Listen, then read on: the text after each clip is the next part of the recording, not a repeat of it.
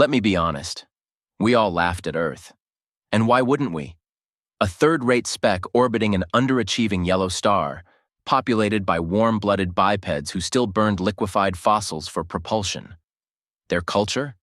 A chaotic cocktail of superstition, nationalism, and music that could drive a crothy war leader into suicidal despair. Their ships looked like welded trash heaps. Their diplomatic representatives wore suits, cloth suits. Some even had neck decorations called ties. No one knew why. It became a galactic joke. I remember the first time I heard the term United Nations of Earth. I nearly expelled my core fluid from laughter. They united? These mammalian barbarians who had 2,000 religions and 3,000 currencies. And their idea of a space embassy was sending a woman named Diane with a metal briefcase full of printed papers. By the stars, I miss those days. We assumed they were just another background species. We'd cataloged hundreds. Let them trade, let them squabble, let them wave their colorful flags. Cute. A few actually placed bets on how long before they blew themselves up again. The betting pool started at 70 years. Someone optimistically said 10. But then came the incident. No one even remembers the name of the colony. Some fringe mining outpost jointly operated by 4 species. A skirmish broke out, as they tend to do when miners are drunk and credits are thin. A child, a human child, ended up dead. A 7-year-old boy named Alan. At first, we didn't know he was human.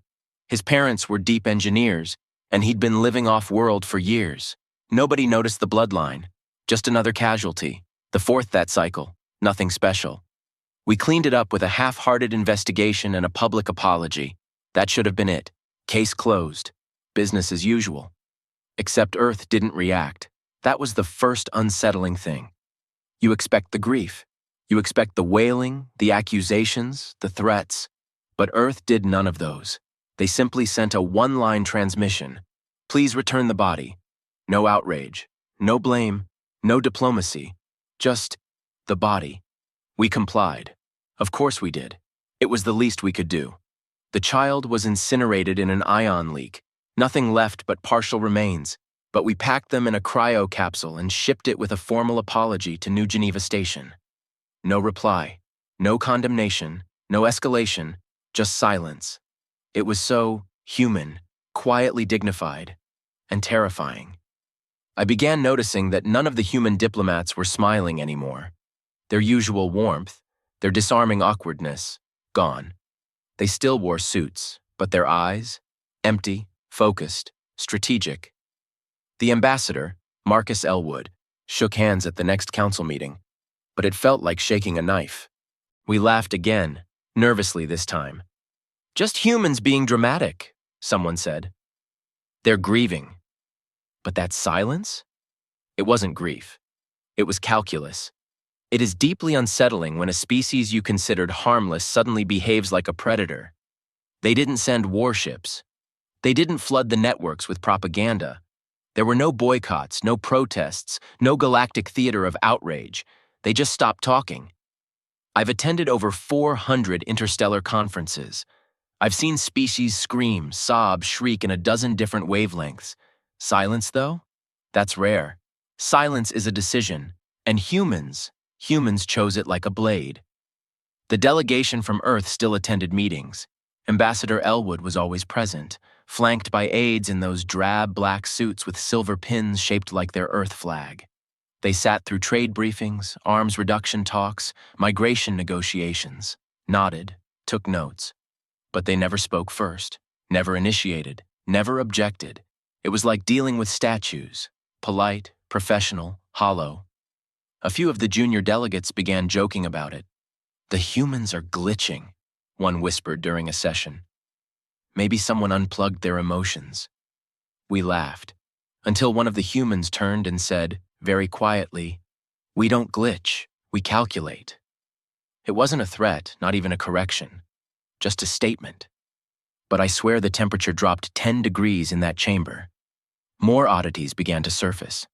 A joint patrol along the Hikari Expanse reported seeing Earth's reconnaissance drones. Nothing unusual, except they weren't emitting standard quantum beacons. No identification codes, no network pings. They moved like ghosts, unregistered, undetectable by conventional tech. We had always assumed human hardware was, well, functional at best. It appears we were wrong. Then came the shutdown of their planetary consulates. Quiet closures, one by one, across 6 sectors. No explanation, no announcements, just due to internal restructuring. An excuse even the Charnathi found lazy. That's when I filed my first internal report. Subject: Human Behavioral Shift. Recommend monitoring. I marked it low priority. I regret that now. The political forums debated for weeks whether Earth was planning a withdrawal from galactic diplomacy, or a war, or nothing. Speculation bloomed like a fungus. But Earth still said nothing. Their silence stretched across weeks, then months. Until one morning, the network relay flared with a single burst packet from Earth Central Command. One file, one name, one date. The child's name was Alan. He died 6 months ago today. That was all. No call to justice, no grandstanding, just remembrance. But for some reason, that message sent shivers through our core clusters. Because it wasn't for us. It wasn't to us. It was a reminder to themselves. They had not forgotten. They were counting. I remember when the corpse arrived. It was a simple transfer, diplomatic shuttle, low-profile docking, no ceremony. A cryo container marked with the seal of Earth's Geneva Protocols. The humans did not demand it. They asked, specifically and politely. Just one thing. Return the body to his mother. No threats, no guilt. Just the corpse. The station medical team offered to perform additional preservation, even clone reconstruction, standard for child casualties under interstellar law. The human courier refused. He's not to be altered, she said. He's not a data pattern. He's Alan. That courier was Lieutenant Nora Wade, young, composed, pale-skinned, brown hair tied back into a tight bun. She looked more like a schoolteacher than a military officer. She never raised her voice, never spoke unnecessarily. But when she stood by that container, I swear, everyone in that dock fell silent. She looked at the sealed case for over 3 minutes before saying, "Thank you for returning what you destroyed." No blame, no shouting, just fact. Like reading a weather report before the storm hits. A Kadrathi guard made the mistake of smirking. It's just one human larva. You breed fast. I don't know what we expected. A punch? An outburst? Instead, Lieutenant Wade just turned slowly and said, "That was the last time someone said that out loud." She didn't clarify what she meant, but no one ever heard the Kadrathi guard speak again. He went off duty that day and submitted a transfer request to Deep Space Logistics. A week later, he vanished en route to assignment. I'm not saying humans did anything. I'm just saying no one ever found his ship. After that, we started paying closer attention. A minor note from intelligence mentioned human fleets had shifted formation around the Perseid expanse. Not in preparation for war. No, training. But the simulations they ran weren't standard. They weren't running tactical drills. They were modeling psychological disruption, morale degradation, and recursive feedback warfare. In short, they were studying us. The Zalrians scoffed, of course. "Humans are imitating real fleets now," said Commander Evex. "They'll learn their place." The following cycle, Commander Evex's fleet was hacked during a live-fire drill. No casualties, no damages, just rerouted. Every ship returned to base playing Earth music. That strange, rhythmic sound full of melody and pain. I believe the humans called the song Hurt. It looped for 4 hours. No demands were sent, no acknowledgement, just a reminder. The Galactic Council finally convened a private session to review Earth's conduct. It was, of course, a farce. No one said the word revenge, but everyone thought it. We asked Ambassador Elwood to explain. He only said, "We are reviewing all points of vulnerability." No one laughed that time. We thought it was a malfunction. A ship had entered restricted space near the Draenari cluster. No escort, no fleet ID, barely a heat signature. Just one vessel, a small, outdated human stealth corvette from their early expansion era. Atmospheric-capable fusion drive, obsolete. Except it moved wrong. No comms, no pings. It glided through the system like it already knew the patrol paths, the blind spots, the satellite delays. Local security scrambled. The Dry Nari Home Guard, boasting 4 squadrons and orbital turrets, locked onto it. Protocol demanded a hail. The ship didn't respond. It just kept descending, straight toward the capital's surface. They fired, of course. 24 fusion-tipped airbursts, clean hits. Any normal ship would have vaporized. But when the smoke cleared, there it was, slower, scarred, but descending. One of our tacticians reviewed the blast data and muttered, "It collapsed its own gravitic shell after the impact." A defense AI paused and asked, "Is that even possible?" The answer was apparently yes. Because a few minutes later, the ship landed, not crashed, landed, soft, gentle, in the garden courtyard of the prime governor's estate. Its hatch opened. One man stepped out. No armor, no weapons, except, curiously, a long curved knife strapped to his leg. He didn't run, didn't shout, just walked. They surrounded him. 20 soldiers in exoframes, mech drones, stun grids. And this human? He just said, "You let Alan die." Then the lights went out. Every light, across the entire city. No explosions, no EMP wave, just black, for 11 minutes. When they came back on, 20 soldiers were unconscious on the ground. No casualties, just sleeping, peacefully, like infants. Every weapon had been disabled, every system fried, every drone disassembled and arranged into a neat circle around the landing site, ritualistic, precise. The man was gone, and so was the prime governor. At first, we thought it was an abduction. Until a day later, when the governor's voice appeared on the Galactic relay, it was shaky, broken. "Do not provoke Earth," he said. We were wrong." Then he retired from public life and reportedly joined a monastery in the ice rings of Vatel Secundus. No one heard from him again. Theories erupted. Was it a warning, a message, a demonstration? Who was that man? The humans refused to identify him. Even when directly asked in council, Ambassador Elwood simply tilted his head and replied, "Statistically, we have many citizens capable of asymmetrical persuasion." Then he smiled. Do you know how long it had been since a human smiled? It started with a whisper in academic circles. Human labs, once mocked for their reliance on analog systems and messy biological interfaces, had gone dark. Not figuratively, physically. No data out, no publication logs, no conference delegates. The entire Terran scientific network had quietly gone offline. When someone asked the human liaison why, she simply said, "We're busy." Busy, that word should not have chilled my spine. And yet, the Council commissioned a covert probe of Earth's known research facilities. Results? Inconclusive.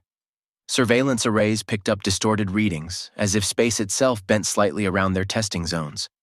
No standard energy outputs, no leak signatures, just static. Then the anomaly reports began, one after another. A Krathi warship in deep space suffered a sudden nav core implosion. No trace of impact, no cyber attack detected. Crew survived, bewildered. One pilot described the incident as feeling like the universe blinked and forgot where we were. The ship's location? Exactly 4 light minutes from an old, decommissioned Terran listening post. Another case. A bioreactive alloy developed by the Zarnik League began behaving strangely near Terran borders. What once resisted all scanning suddenly became transparent to human sensors. Only human sensors. Our top metallurgist described it as an alloy that obeys different physics when humans are nearby. That's when we realized something profound and disturbing. The humans weren't catching up to us technologically. They had already passed us. They just hadn't told anyone. One data point finally slipped through. A rogue lab assistant on Titan's moonbase uploaded a blurry vid clip to a private dark stream. It showed a spherical containment field, no visible generator, suspended in midair. Inside floated a distorted, rippling silhouette of a cube. The assistant, audibly shaking, described it as a quantum-inverted construct. It exists in subtraction. It's missing from everywhere else. The file was deleted within 12 minutes. The assistant disappeared in 24. A simple question began to spread through galactic science guilds, first as a joke. What if humans are choosing not to use their best tech? What if the clumsy ships, the outdated alloys, the power-thirsty weapons, they were all decoys? What if, all along, the species we mocked for emotional instability and cultural disarray had been building something beneath the noise? I confronted Dr. Varon, one of the last human physicists still attending interspecies forums. "Is it true?" I asked him. "Have you developed new physics?" He didn't answer right away, just sipped his coffee, black, bitter, and stared out the viewport toward Earth. Then he said, almost offhandedly, "It's not new. We just stopped assuming the universe had rules." And then he smiled. They always smile before something breaks. We always assumed war was measured in tonnage, shields, cannons, ships. We never accounted for shame. It began with a message. No encryption, no protocol, just a voice. Female, calm. Speaking in trade basic with perfect cadence. The transmission was bounced across 26 relay points before reaching the seat of the Galactic Council. It said, "You did not know Alan, but Alan knew you. He loved stars you built. He named them with crayon. He thought your monuments were dragons. He called your sand purple snow. Alan loved your galaxy, and you let him die in it." There was no signature, no demands, just silence and the soft breathing of someone trying not to cry. Half the council chamber left the room. The other half argued whether it was real or manufactured. We all knew it didn't matter. It was felt. It sat behind your eyes like a weight you couldn't unsee. Then the hallucinations began. That's not hyperbole. 3 senior officers aboard the Krishari dreadnought Hal's End reported seeing a human child standing in their war room, barefoot, holding a stuffed animal, no logs, no intrusions, no physical trace. The ship AI began playing lullabies without instruction. They abandoned the sector within the hour. Similar reports emerged across 12 systems. Not attacks, reminders. Human vessels appearing briefly at extreme range, then vanishing, leaving behind visual echoes. Emotional resonance triggers. We're still trying to understand what that means. At a weapons expo, a human delegation simply stood and watched. No booths, no demonstrations, just stood there, quiet, present. Every presenter who followed them stuttered. Several keynotes were canceled. One retired on the spot. What unnerved us wasn't their power. It was their restraint. They could have responded with fire. But instead, they chose memory. Guilt, discomfort, a calibrated psychological war campaign using grief as ordnance. A Czarnik war strategist called it emotional artillery. He was found weeping alone 2 days later, holding a child's drawing that no one could explain. Our species are not prepared for this. We understand lasers, economics, momentum, but what defense is there against being understood? One of our military analysts, a proud, cold-minded tactician named Volex, delivered a report to high command that ended with this line: "They do not aim to crush us. They want us to feel what they felt, and it's working." When asked what humanity wanted, he only said, "They want us to look at ourselves." The most terrifying thing about the humans wasn't that they had ghosts. It was that they had chosen to become them. Our generals tried to respond the only way they knew how. They armed more ships, deployed fleet formations across neutral zones, declared readiness states, and issued public assurances. I remember the broadcast from Grand Marshal Tovrin. 5 limbs folded in perfect posture, metallic voice calm. "Humanity will be met with proportional deterrence." At the same moment, 2 Earth vessels uncloaked above the very system where the broadcast originated. Not over a military world, over a memorial moon, a sacred site for 3 species who'd lost billions in a past war. They didn't fire, they didn't speak, they just hovered there. The moon's surface lit up with projections, images, faces, names, millions of them, not human, ours. They had cataloged our dead and returned them. The gesture should have been moving. It was, but it was also unbearable, because for every name they displayed, they added one final phrase beneath it: "We mourn with you, as you failed to mourn with us." No defense system triggered, no locks engaged, not one ship moved against them, because we weren't looking at warships anymore. We were looking at grief vessels. We didn't understand them. And that made them invincible. On the diplomatic front, even hardened envoys were unraveling. The ambassador of the Solari conglomerate publicly asked to be relieved of duty after reporting persistent dreams of human children whispering apologies. Council analysts attempted to verify mass psychotropic transmission. Results were inconclusive. One military tribunal finally demanded direct answers. They summoned a human named Arlen Voigt, retired admiral, civilian now. He appeared alone, unarmed, and late. When reprimanded for his tardiness, he smiled faintly and said, "Sorry, I was planting trees." The tribunal found this response infuriating, until Voigt leaned forward and added, "Do you know what it's like to bury someone and grow life from the same soil?" Silence. Not because no one had an answer, but because they understood the answer and hated it. Arlen Voigt was dismissed, politely, respectfully. No verdict reached. Afterward, one of the tribunal chairs submitted a private memo. "The humans are not showing us power. They are showing us loss, and we have no doctrine for that." Systems began to fracture from within. Factions split. Alliances cracked under debates of morality. Some wanted to apologize. Others wanted to strike. But no one could agree on what Earth wanted, because Earth never said. They just kept arriving, unarmed, silent, grieving, and seen. How do you fight a species that does not fight you, but holds a mirror to everything you've buried? How do you declare war against a wound? There's a place we do not speak of.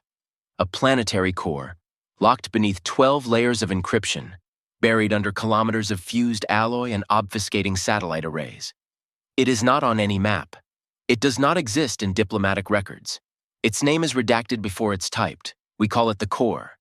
It is the nervous system of our galactic infrastructure, the central server through which over 60% of interstellar banking, communications, and logistical command flows.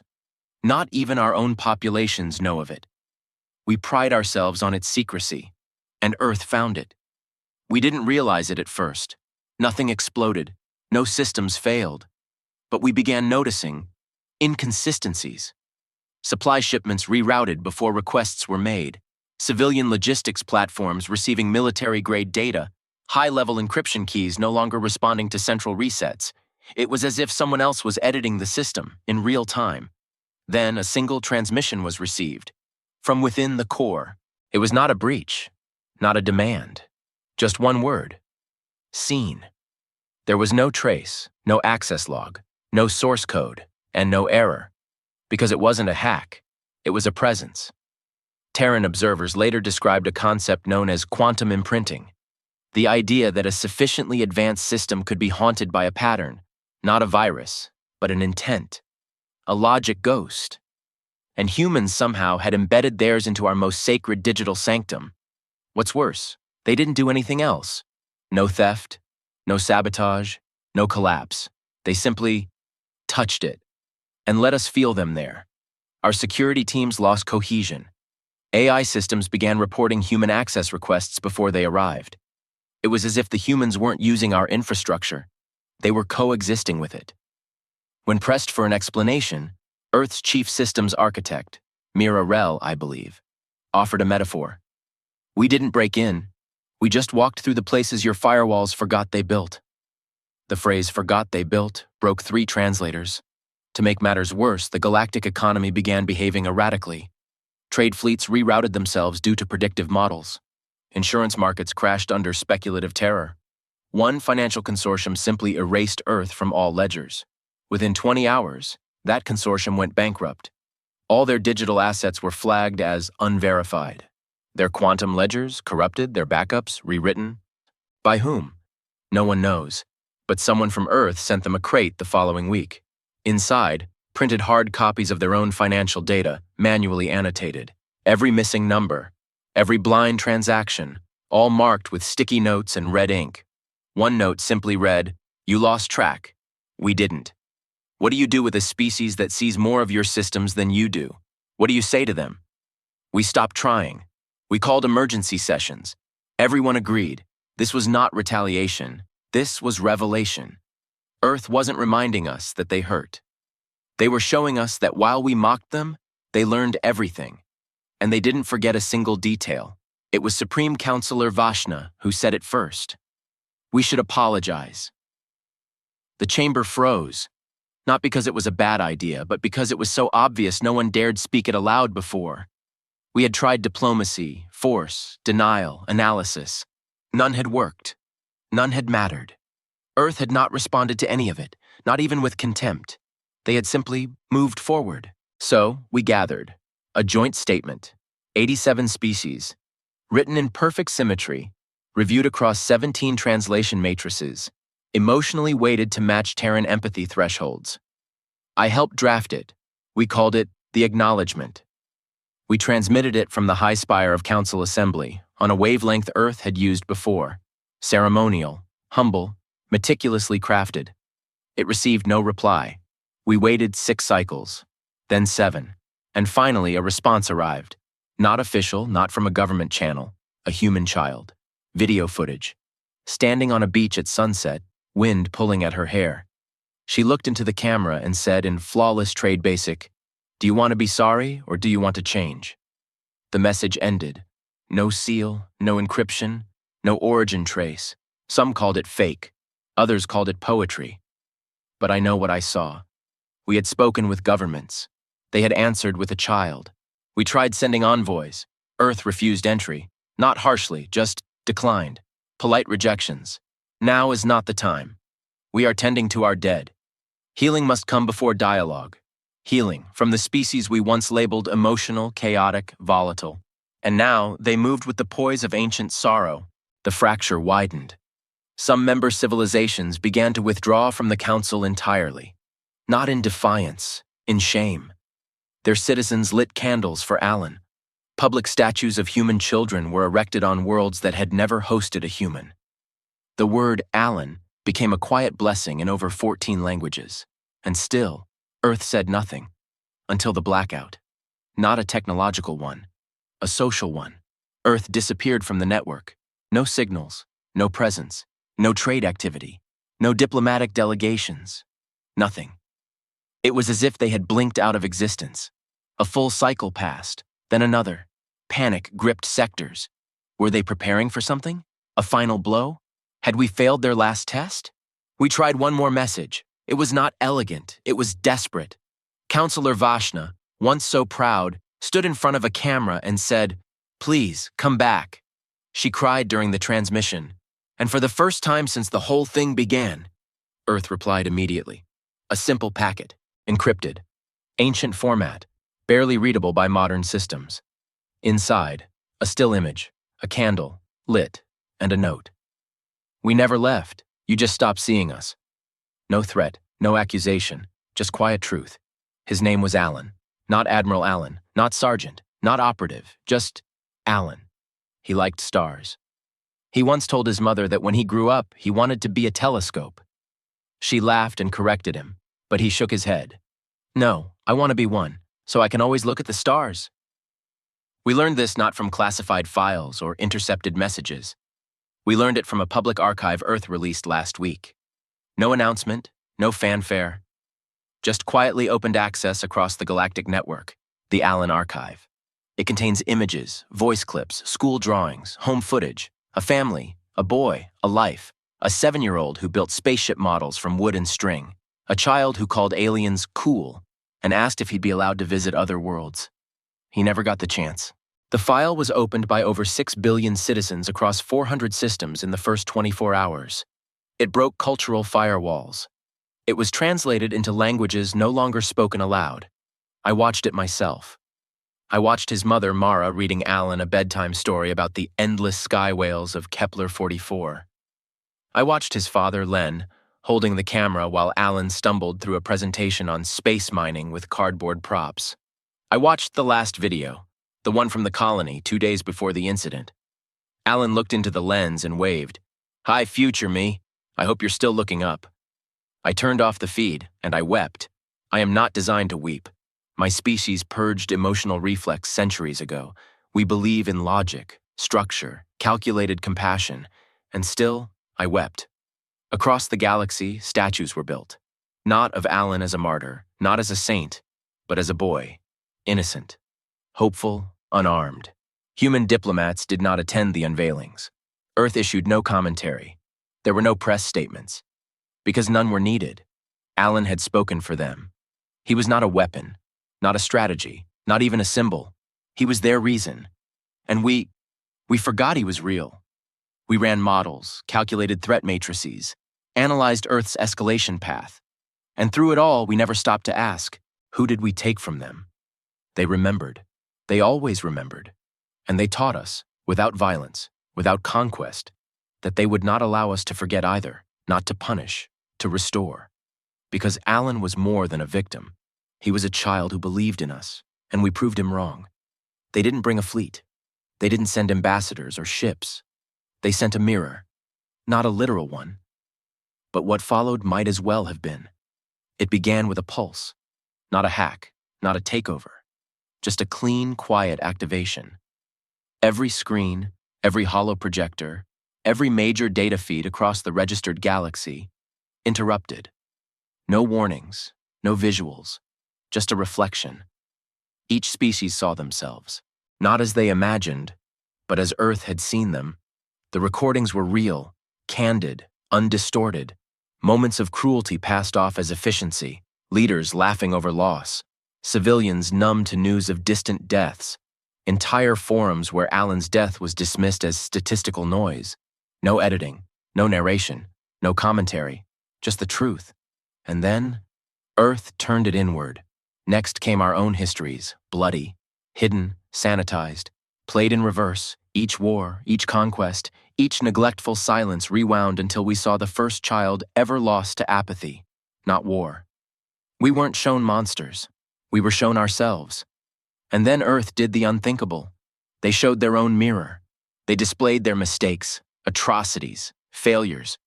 Not buried, not justified, admitted, publicly, proudly, as if to say, we've been cruel too, but we remember. It was not dominance, it was leadership, and it shattered us. Entire sub-councils resigned. Cultural ministries dissolved overnight. One species, the Eisen, banned their entire media class for emotional cowardice. Earth didn't ask for that. Earth didn't ask for anything. That was the point. They made us realize how much of our civilization had been built to forget, to wrap ourselves in protocol and neutrality and callous logic. And they gave us a choice. A single message followed the broadcast. You know who Alan was now. Do you know who you are? That was all. Not a declaration, a question. And one by one, species began to answer. Some with reforms, others with memorials, a few with silence too deep to interpret. We never knew humanity's final intent. That was the brilliance. They left the stage with the curtain still raised, the light still on, the question still echoing. Earth never declared war. They declared remembrance, and in doing so, they redefined what it meant to be powerful. Not by fire, but by forcing us to ask, are we the kind of beings who let children die and then move on? Or are we finally ready to be seen? I remember when the council chambers used to echo with laughter, mocking often, at Earth's expense. We laughed at their ships, loud, clunky, covered in sensor-reflective paint like it made a difference. We laughed at their culture, messy, sentimental, overflowing with myths and emotion. We laughed at their diplomacy, their handshakes, their awkward attempts to belong. And now? We do not laugh. No one has spoken for 4 hours. Earth's delegation sits across from us. There are only 3 of them, no guards, no security detail, no weapons. They didn't bring documents. They didn't bring threats. They brought a plant, small, green, fragile-looking, potted in Terran soil. Ambassador Elwood places it in the center of the chamber and speaks only once. We can stay if you choose to grow. Then he sits. That's it. No terms, no declaration. Just a gift. A chance. And suddenly, it's worse than war. Because war gives you something to resist. This demands that we become better. We debate for hours. Some demand apologies. Others want a treaty. Others say Earth is manipulating us. That they weaponized morality. That they destabilized the galaxy through guilt. And yet no one can deny what's grown in the silence since. The Zarnik have outlawed orbital child labor camps. The Krishari have reintroduced historical truth into their educational systems. The Solari have offered reparations to a dozen displaced species, not because Earth asked, because Alan existed. The Terrans didn't tell us to change. They made us want to. It's the most dangerous thing I've ever seen. Not domination, inspiration. In the final vote, the council split. Some abstained, some objected. But the majority, we chose to grow. Ambassador Elwood rose, nodded, and said, "Then we will stay, and remember." And for the first time in galactic history, Earth wasn't admitted by force, trade, or desperation. They were welcomed, not as a lesser race, but as the first ones brave enough to feel. I left the chamber last. The plant sat in the center of the floor, catching the artificial sunlight. A species that once burned coal had made the galaxy feel shame with a child's drawing and a pot of soil. And it was that moment. Not when Earth showed us its fleets, not when it infiltrated the core, not even when it made us cry. It was that moment, watching a plant from a distant blue world grow between old marble floors, that I realized the truth. We were never afraid of how dangerous humans were. We were afraid of how good they could be, and that maybe, just maybe, we no longer laughed because we knew we never deserved to in the first place.